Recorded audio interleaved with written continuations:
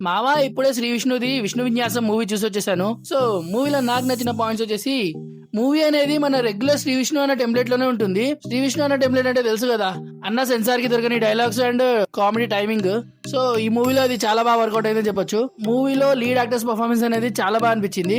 And coming to story line, movie story line అనేది regular గానే ఉంది, ఎక్కడో చూసామే అన్నట్టు అనిపించింది. కాకపోతే ఎగ్జిక్యూషన్ అనేది చాలా బాగా అనిపించింది నాకు. అండ్ కమింగ్ టు నెగిటివ్స్, మూవీలో టైటిల్ సాంగ్ తప్ప మిగతా సాంగ్స్ అనేది చాలా అన్వాంటెడ్ అనిపించాయి. అండ్ మెయిన్ నెగిటివ్ ఏంటిదంటే, మూవీలో మీమ్ డైలాగ్స్ అనేది చాలా ఎక్కువగా యూజ్ చేసేసారు. లైక్ మూవీ స్టార్టింగ్ నుంచి ఎండింగ్ వరకు ప్రెసెంట్ రన్నింగ్ లో ఉన్న మీమ్ టెంప్లెట్స్ అన్ని వాడేశారు.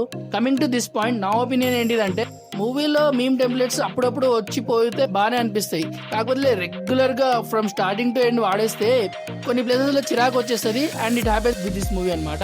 అండ్ ఇంకో మెయిన్ థింగ్ ఏంటిదంటే, మూవీ నుంచి మీమ్ టెంప్లెట్స్ జనరేట్ అవ్వాలి తప్ప మూవీలో ఆల్రెడీ రన్నింగ్ లో ఉన్న మీమ్ టెంప్లెట్స్ పెట్టి ఆడియన్స్ ని ఎంటర్టైన్ చేయొద్దు అని నేను అనుకుంటున్నా. సో దీని మీద మీ ఒపీనియన్ ఏంటో కమెంట్ లో కమెంట్ చేయండి. Thank you, bye bye.